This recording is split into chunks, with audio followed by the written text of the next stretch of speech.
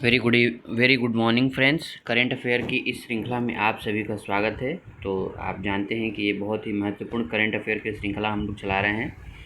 तो आइए इस नए टॉपिक को शुरू किया जाए। बाल विवाह मुक्त भारत अभियान। 25 नवंबर 2024 को केंद्रीय महिला और बाल विकास मंत्री श्रीमती अन्नपूर्णा देवी ने बाल विवाह मुक्त भारत नई दिल्ली में राष्ट्रीय अभियान का शुभारंभ किया। तो ये अभियान जो है बाल विवाह से मुक्त करना है भारत को, माने बच्चों के विवाह पर रोक लगनी चाहिए। ये किसने चालू किया? केंद्रीय महिला और बाल विकास मंत्री श्रीमती अन्नपूर्णा देवी। तो श्रीमती अन्नपूर्णा देवी जो हैं वो केंद्रीय महिला और बाल विकास मंत्री है। आइए अब बाल विवाह मुक्त भारत अभियान के बारे में थोड़ा जानते हैं। तो यह अभियान 25 नवंबर 2024 अंतर्राष्ट्रीय महिला विरोधी हिंसा उन्मूलन दिवस से 10 दिसंबर 2024 मानवाधिकार दिवस तक चलने वाला वैश्विक आंदोलन लिंग आधारित हिंसा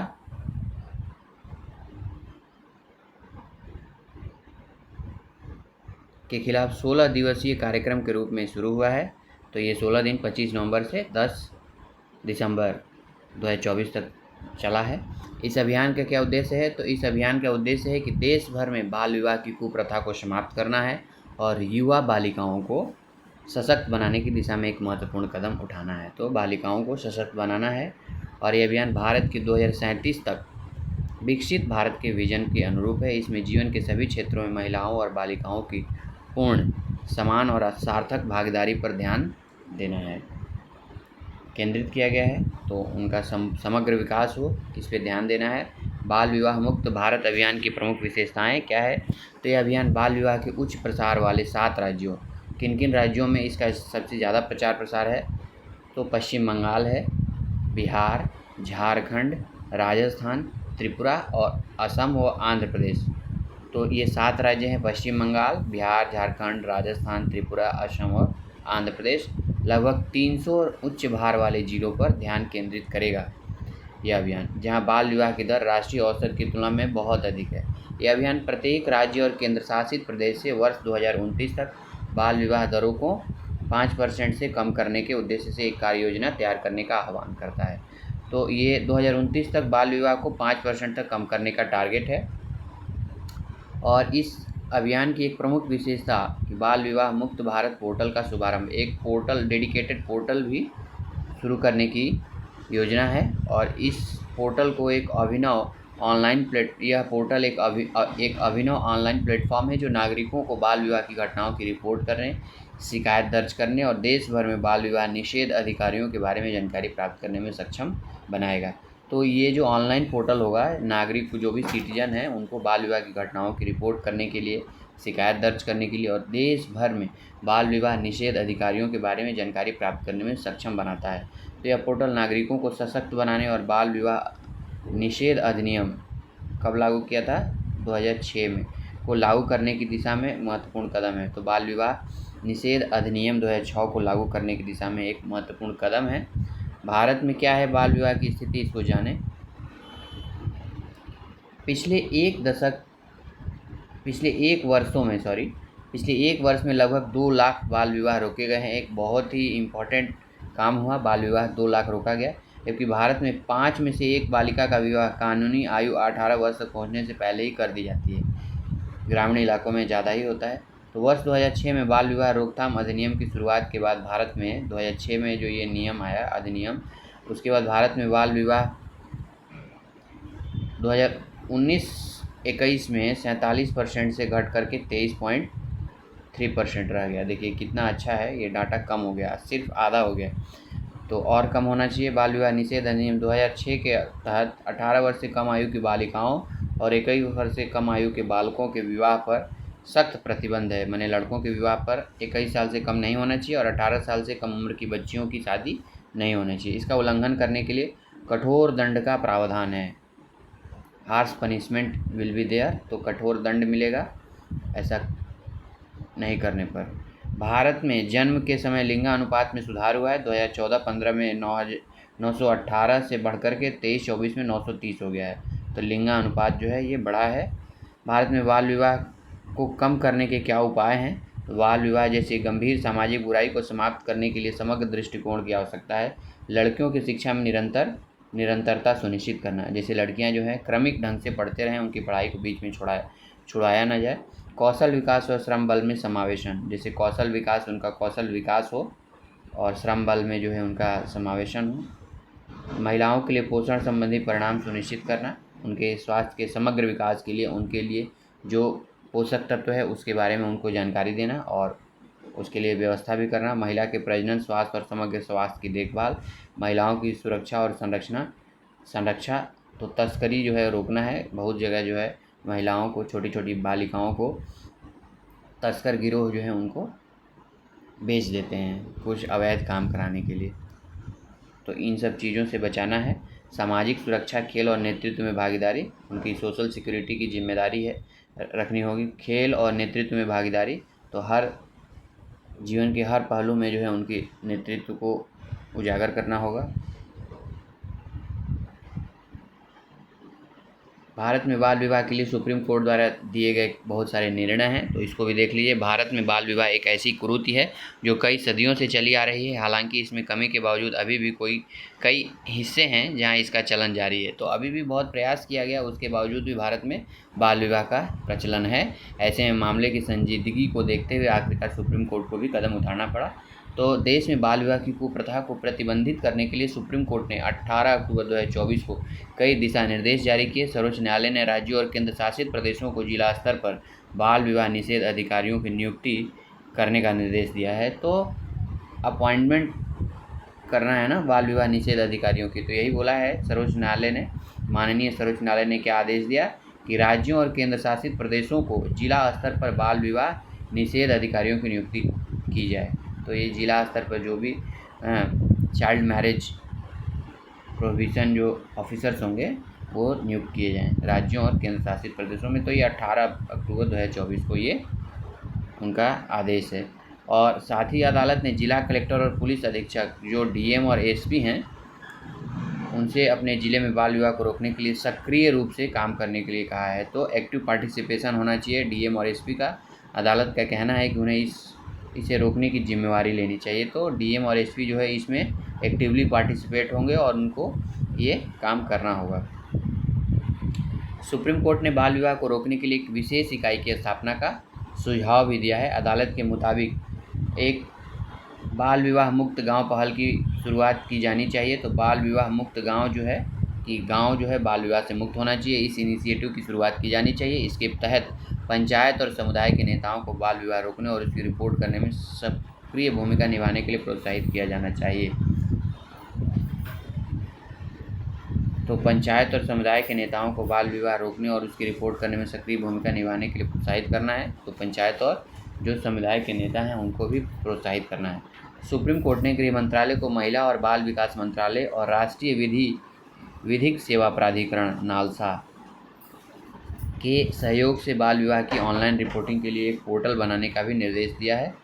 तो ये नालसा मतलब national law service authority NALSA, और गृह मंत्रालय को भी बाल विवाह विकास मंत्रालय मतलब सुप्रीम कोर्ट ने गृह मंत्रालय को ये नोडल एजेंसी बनाया है कि आप महिला और बाल विकास मंत्रालय और राष्ट्रीय विधिक सेवा प्राधिकरण के सहयोग से बाल विवाह की ऑनलाइन रिपोर्टिंग के लिए एक पोर्टल बनवाइए।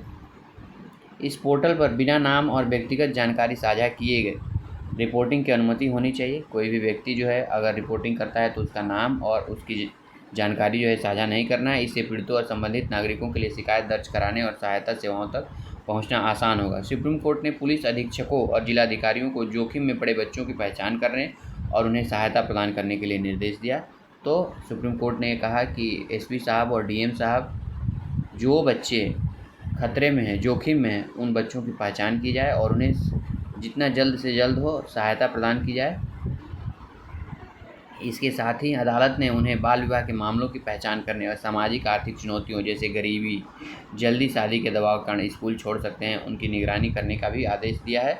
तो नोडल ऑफिसर्स रहेंगे हमारे ज़िले के डीएम और एसपी, वो बोलते हैं कि सुप्रीम कोर्ट का आदेश है कि बाल विवाह के मामलों की पहचान करना है। सामाजिक आर्थिक चुनौतियाँ हैं, बहुत सारी चुनौतियाँ हैं हमारे देश में, ग्रामीण क्षेत्रों में विशेष करके। तो गरीबी है, जल्दी शादी का दबाव बनाया जाता है और इसके बच्चे जो हैं, इसके वजह से गरीबी के इस चपेट में आकर के बच्चे जो है अपना पढ़ाई को छोड़ना पड़ता है।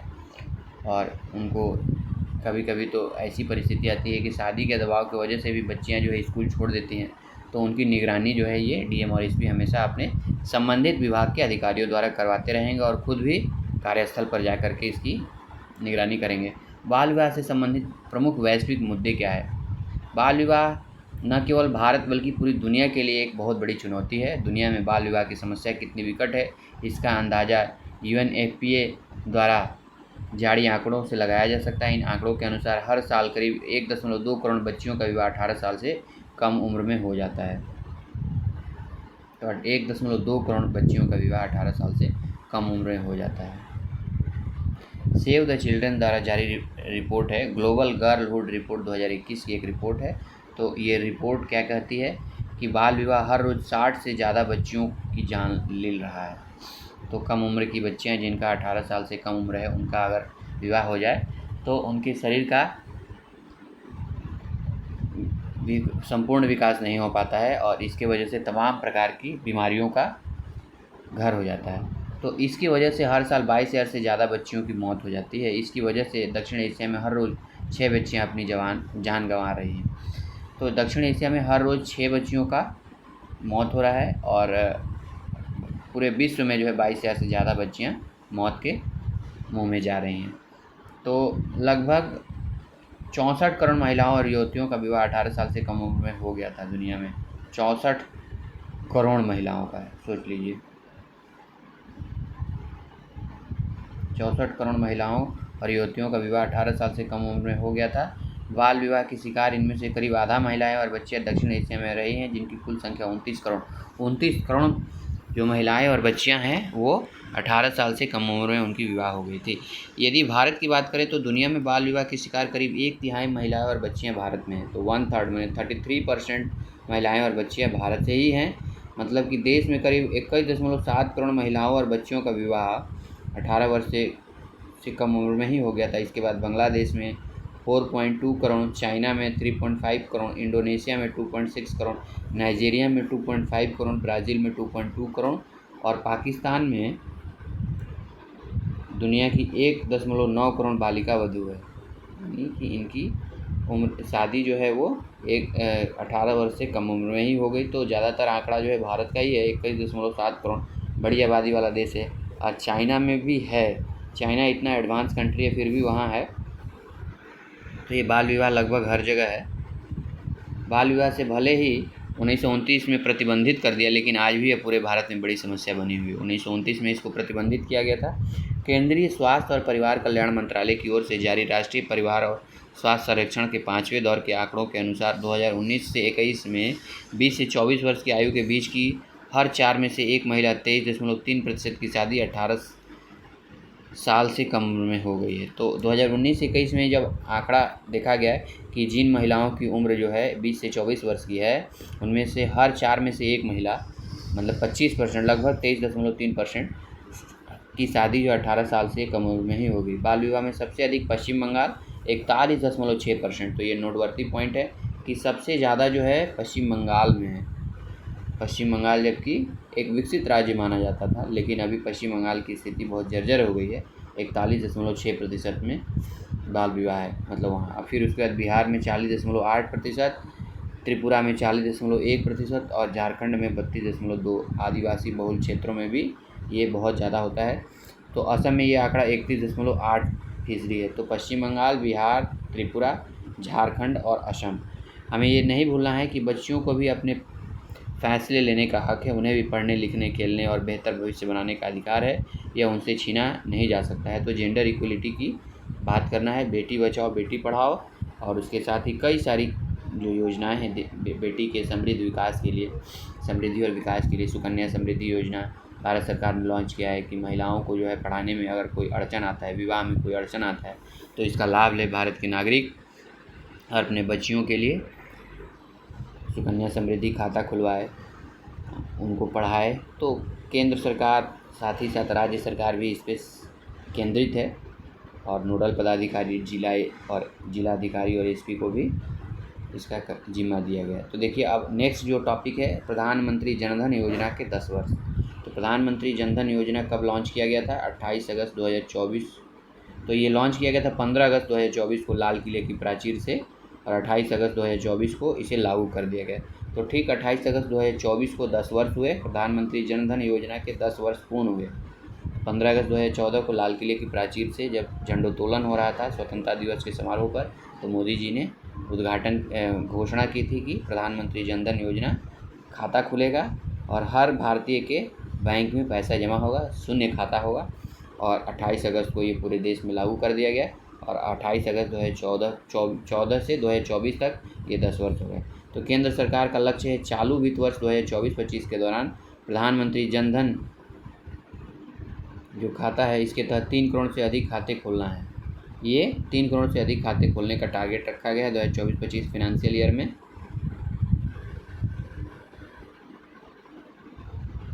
प्रधानमंत्री जनधन योजना राष्ट्रीय वित्तीय समावेशन मिशन है, मतलब जो फिनेंशियल इंक्लूजन है, जो वहनीय तरीके से वित्तीय सेवाओं जैसे बैंकिंग हो गया, बचत तथा जमा खाते, विप्रेषण हो गया, ऋण, बीमा, पेंशन इत्यादि तक पहुंच सुनिश्चित करना है।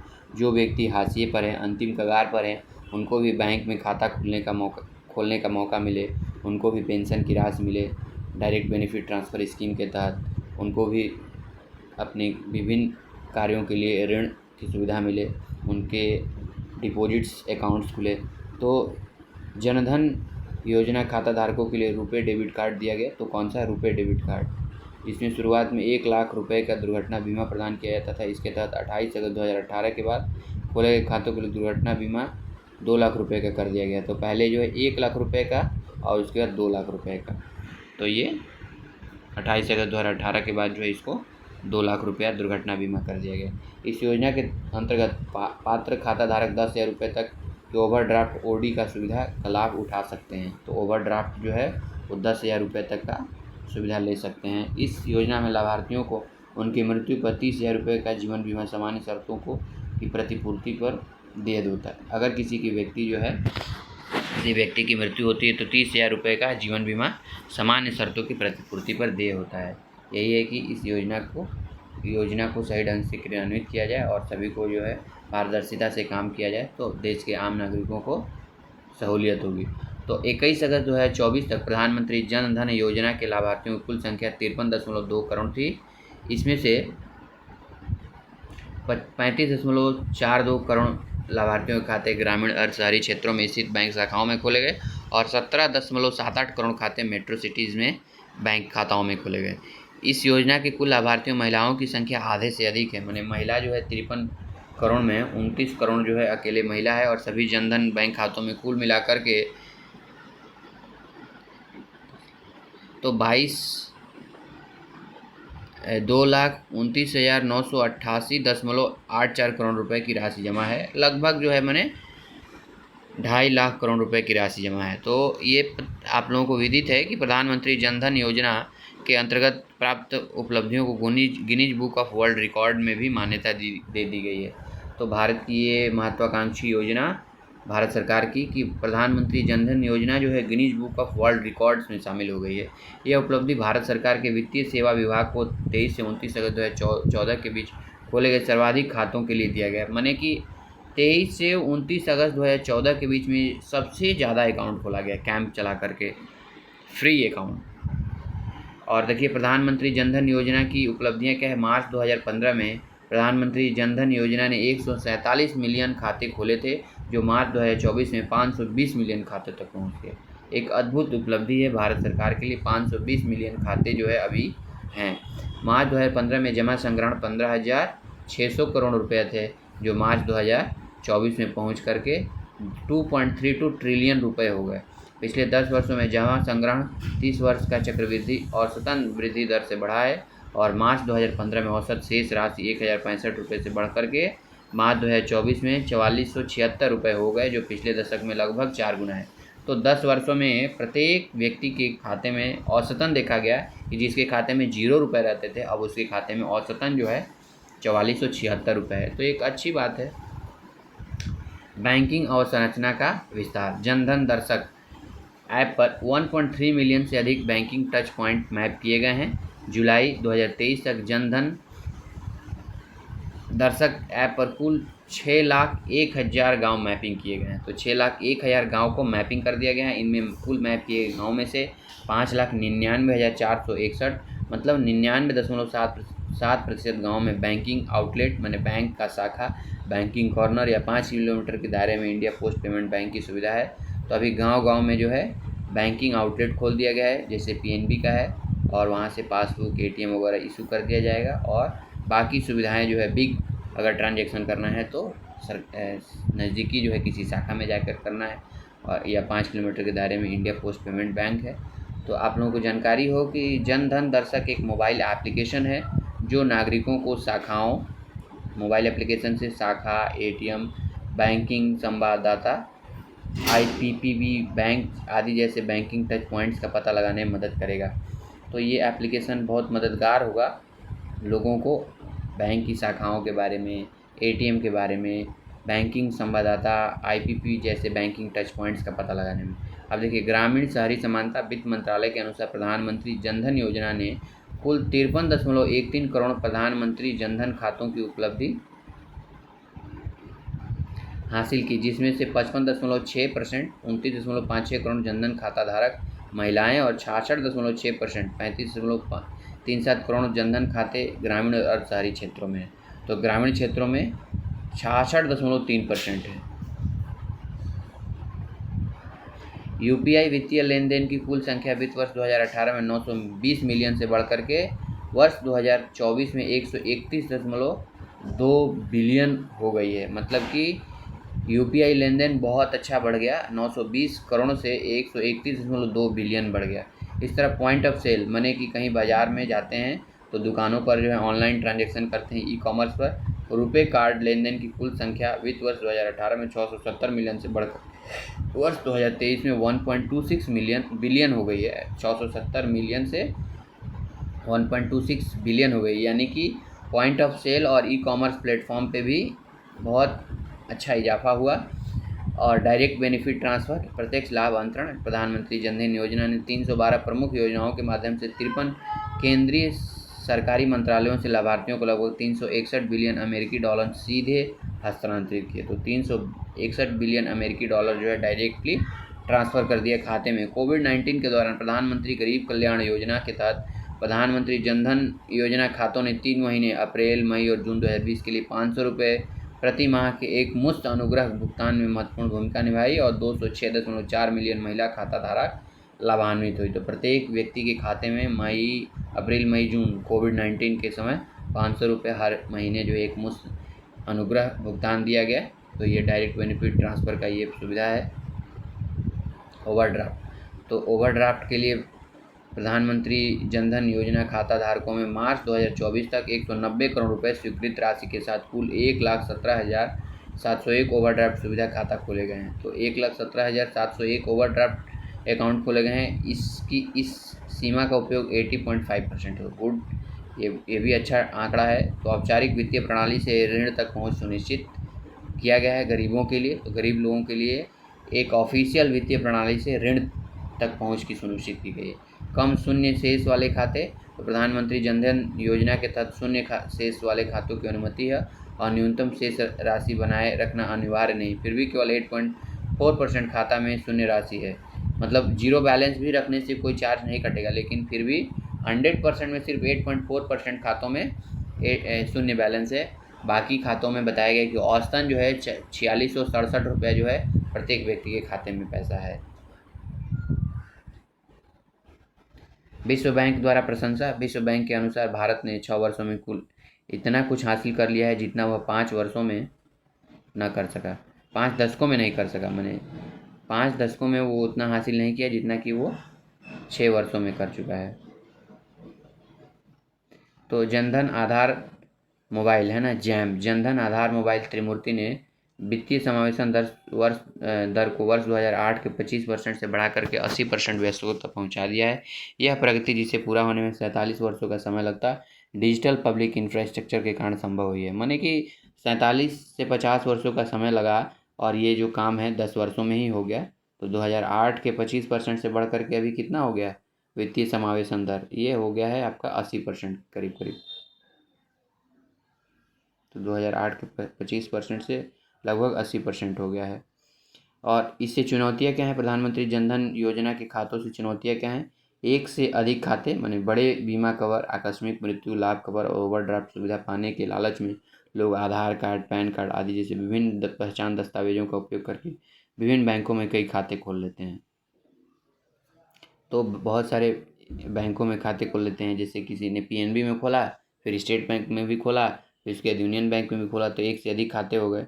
तो बहुत सारा बड़ा बीमा कवर करना है या फिर और भी सुविधा, ओवरड्राफ्ट सुविधा पाने के लालच में लोग आधार पैन का इस्तेमाल करके विभिन्न बैंकों में खाते खोल लेते हैं। तो ये एक समस्या है।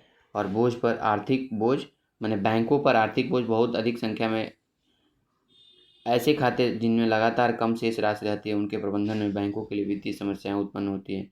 तो बैलेंस अकाउंट में कम रहता है तो उससे वित्तीय समस्याएं उत्पन्न होती हैं। धन शोधन, ऐसी चिंताएं कि गरीबों के जनधन खातों का उपयोग काले धन के संचालकों द्वारा धन शोधन में किया जाता है।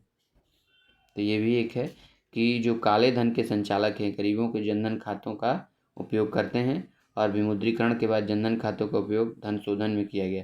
तो जो डिमोनेटाइजेशन हुआ, 500 और 1000 रुपये की नोटबंदी हुई, तो उससे जो है अपने उनके खातों में जो है पैसा दे करके मतलब उस खातों का यूज किए। ओवरड्राफ्ट सुविधा में कमी, तो ओवरड्राफ्ट सुविधा प्रदान करना संबंधित बैंक का विवेकाधिकार है। कई बैंक ओडी सुविधा देने से मना कर देते हैं, जिससे उद्देश्य पूरा नहीं होता है। तो बहुत सारे बैंक जो है वो मना कर देते हैं ओवरड्राफ्ट सुविधा देने से। और देखिए इसका कभी कभी दुरुपयोग भी होता है। कभी कभी व्यवसाय संवाददाता, बिजनेस कॉरेस्पॉन्डेंस अधिकार का दुरुपयोग करते हैं और गरीबी रेखा से नीचे रहने वाले लोगों का जीवन दयनीय बना देते हैं। तो बैंक बिजनेस कॉरेस्पॉन्डेंट उन सेवाओं के लिए अतिरिक्त शुल्क ले लेते हैं जो निःशुल्क या न्यूनतम लागत वाली मानी जाती है, जैसे बैंक खाते खोलना, लेन देन की प्रक्रिया करना या ऋण प्रदान करना। तो ये लोग क्या करते हैं कि जो सुविधाएं भारत सरकार निःशुल्क मुहैया करा रही है उनसे वो कुछ चार्ज ले लेते हैं बैंक खाते खोलने के लिए, लेन देन के लिए, ट्रांजेक्शन के लिए। और ये बैड लोन, यह संभावना है कि ओवरड्राफ्ट सुविधा बैंकों के लिए बैड लोन के रूप में समाप्त हो सकती है, क्योंकि यह योजना में यह स्पष्ट नहीं किया गया कि बैंक ऋण कैसे वसूल सकते हैं। मतलब बैंक जो है ड्राफ्ट तो दे रही है, लेकिन वो ड्राफ्ट कैसे वसूली करेगी इसके लिए कोई स्पष्ट नहीं है। अतीत में अनेक ऋण माफ़ी योजनाओं के कारण लोग ऋण को मुफ्त में मिलने वाली वस्तु मानते हैं, तो ऋण को भी लोग मुफ्त में मानने वाली वस्तु मानते हैं, मिलने वाली। वित्तीय और प्रौद्योगिकी निरक्षरता, बचत, उधार, निवेश और व्यय के बारे में निर्णय लेने के लिए ग्रामीण लोगों में जागरूकता, ज्ञान और कौशल की कमी है। मतलब लोगों के अंदर जो है अभी फिनेंशियल अवेयरनेस नहीं है, जागरूकता नहीं है। सेविंग कैसे करना है, ऋण कैसे लेना है, कोई निवेश कैसे करना है, इन्वेस्टमेंट कैसे करना है, खर्च कहाँ करना है, तो इस सब के बारे में निर्णय लेने के लिए लोगों के अंदर जो है वित्तीय जानकारी नहीं है, जागरूकता नहीं है और ज्ञान की भी कमी है। वित्तीय सेवा क्षेत्र की दिग्गज कंपनी वीज़ा द्वारा किए गए सर्वेक्षण से पता चला है कि 65% भारतीयों में वित्तीय साक्षरता का अभाव है। तो ये वीज़ा जो है एटीएम कार्ड जारी करती है, तो उसने एक सर्वे किया, उस सर्वे में पता चला कि 65% से अधिक भारतीयों में वित्तीय साक्षरता का अभाव है। तो फिनेंशियल अवेयरनेस सभी को होना चाहिए। तो मित्रों आज यहीं तक रखा जाए, और हमारे लगातार वीडियो को पाते रहने के लिए हमारे यूट्यूब चैनल सक्सेस पाठशाला या पीसीएस पाठशाला को ज़रूर सब्सक्राइब करें। अगर ये वीडियो अच्छा लगे तो उसे लाइक करें और अपने कमेंट के माध्यम से हमें सुझाव दें कि और बेहतर से बेहतर क्या किया जा सकता है, जिससे आपको सहूलियत हो और आने वाली विगत परीक्षाओं में आपको करंट अफेयर से संबंधित सारे सवाल हल हो जाएं। तो अभी हम लोग हर बिंदुओं पर जो है वीडियो अपलोड करेंगे, पीसीएस, एसएससी, रेलवे और भी जो भी आगामी परीक्षाएं हैं, उत्तर प्रदेश की या बिहार की या पश्चिम बंगाल की या शिक्षक भर्ती परीक्षा या सेना भर्ती परीक्षा, पुलिस भर्ती परीक्षा, यूपीएससी के असिस्टेंट कमांडेंट, सीडीएस, एनडीए, इन सारी परीक्षाओं की तमाम तैयारी जो है इस यूट्यूब चैनल के माध्यम से कराई जाएगी। और हर एक बिंदु पर जो है क्रमवार तरीके से वीडियो एक सीरियली जो है अपलोड किया जाएगा, उसका प्लेलिस्ट बना दिया जाएगा और इससे जो है आपको बहुत मदद मिलेगी। तो आप सभी से आशा करते हैं कि ये वीडियो भी अच्छा लगा होगा और इस वीडियो को लाइक करें, सब्सक्राइब करें और कमेंट करें। Thank you very much.